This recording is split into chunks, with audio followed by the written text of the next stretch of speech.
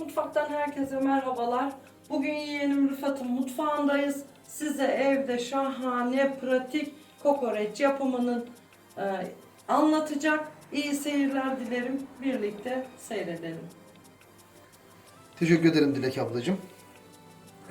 Evet, bugün izleyenlerimize, takipçilerimize evde kokoreç nasıl yapılır? Onun tarifini vereceğiz. Ben yaklaşık burada 400 gram kadar kokoreçimiz var. Bunu isterseniz tamamen dilimlenmiş, parçalanmış olarak, isterseniz de bu şekilde dilimleterek, halka olarak. Ben iri kıyım sevdiğim için böyle halka dilimli olarak tercih ediyorum. Sebzeli bir kokoreç yapacağız, baştan söyleyeyim. Dışarıda yediğimiz kokoreçler gibi değil. Bunun için 400 grama 3 tane domates, baharatlarımız kokoreçe kimi kimyonlu seviyor, kimi kekikli ama ben hepsinden atmayı düşünüyorum. Kekiğim, pul biberim, karabiberim ve kimyonum burada mevcut. Biraz da tuz atacağım. Onun haricinde ihtiyacımız olan tek malzemelerimiz bunlar. Şimdi önceden kızdırdığımız tavaya herhangi bir yağ vesaire bir şey, katkı maddesi kullanmadan direkt kokoreçimizi, çözülmüş kokoreçimizi, buzlukta beklettiğimiz kokoreçimizi tavamıza atıyoruz. Duyuyorsunuz, cızırdamaya başladı hemen ızgaradaki gibi. Teşekkür ederim Dilek ablacığım.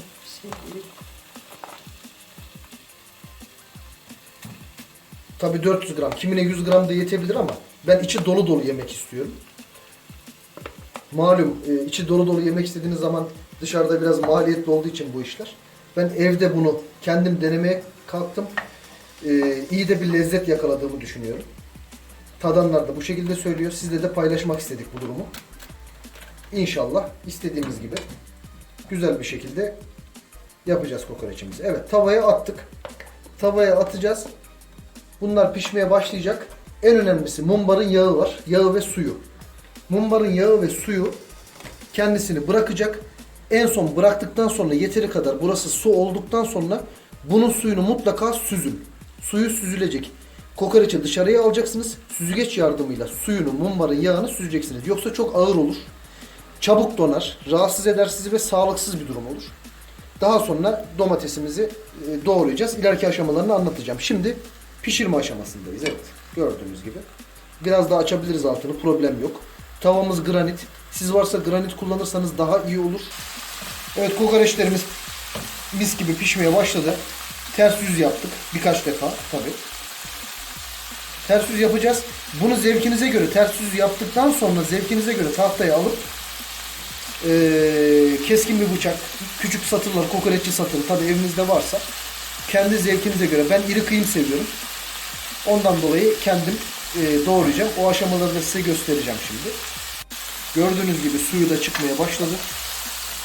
Tabii kokoreç önceden fırınlanmış olduğu için sizin bunu hani çiğ zannedip de uzun bir süre pişirmenize ihtiyaç yok, lüzum yok. Kokoreçler zaten sakatatçılara gelmeden, dondurulmadan önce fırınlanmış oluyor kokoreçler.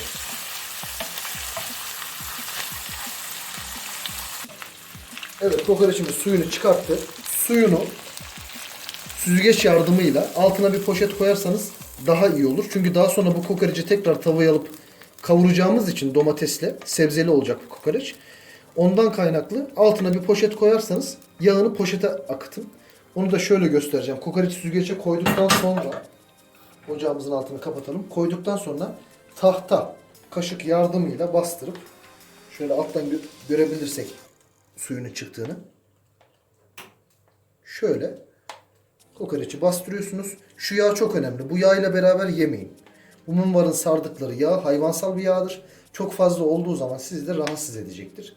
Hiç gerek yok. Vıcık vıcık ekmeğin içine koyduğunuz zaman ekmeğinizi ıslatır. Hoş olmaz. Bu şekilde yaparsanız daha iyi olur. Süzdükten sonra da şimdi fazla sürmeyecek zaten. Süzüyorum şöyle gördüğünüz gibi. Bastırın. Şu aşağıdan da gördüğünüz gibi bayağı bir yağ çıktı. Donuyor bu da. Çok kötü oluyor.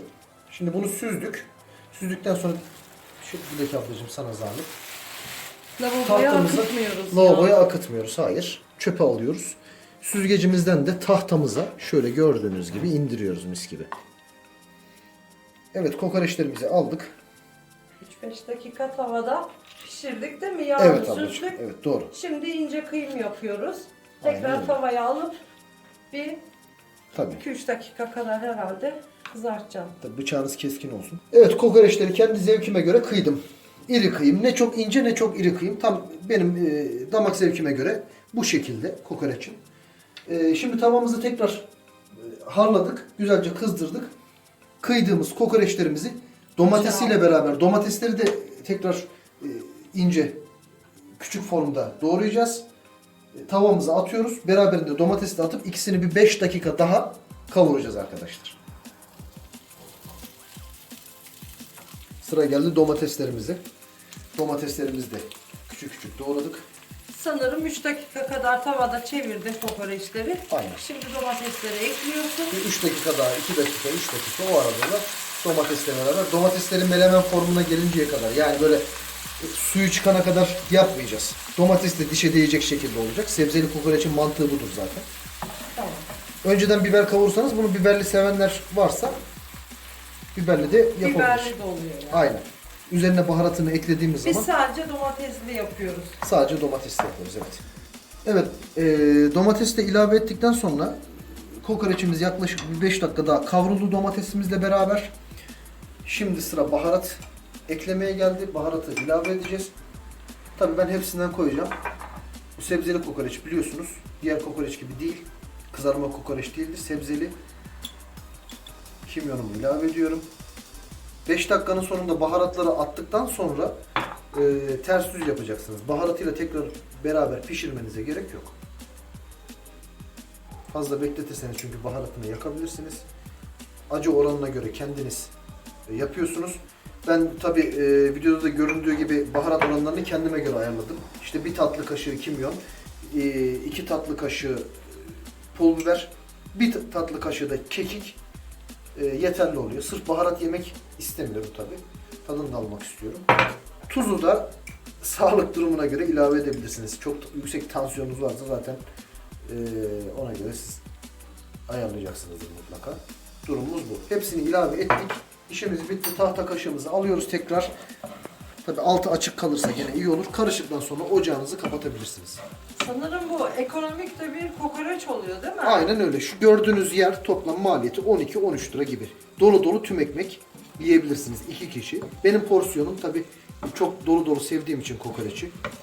Malum dışarıda fiyatları çok yüksek ve küçücük ekmeğin arasına az gramajlar koydukları için ben böyle kendime bir lezzetli kokoreç yapımına girdim.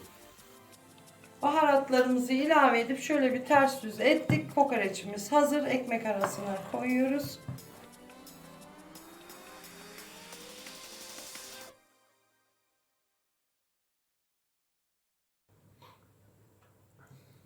Oh, mis gibi de koktu. Tabii teknoloji ilerledi ama kokuyu sizlere ulaştıramıyoruz değerli takipçiler. Kusurumuza bakmayın. Sadece şöyle görüntüyü sunalım size. Eline sağlık Rıfat Usta. İnşallah beğenmişsinizdir arkadaşlar. Kanalıma abone olup beğenilerinizi unutmayın. Sağlıkla kalın. Hoşça kalın.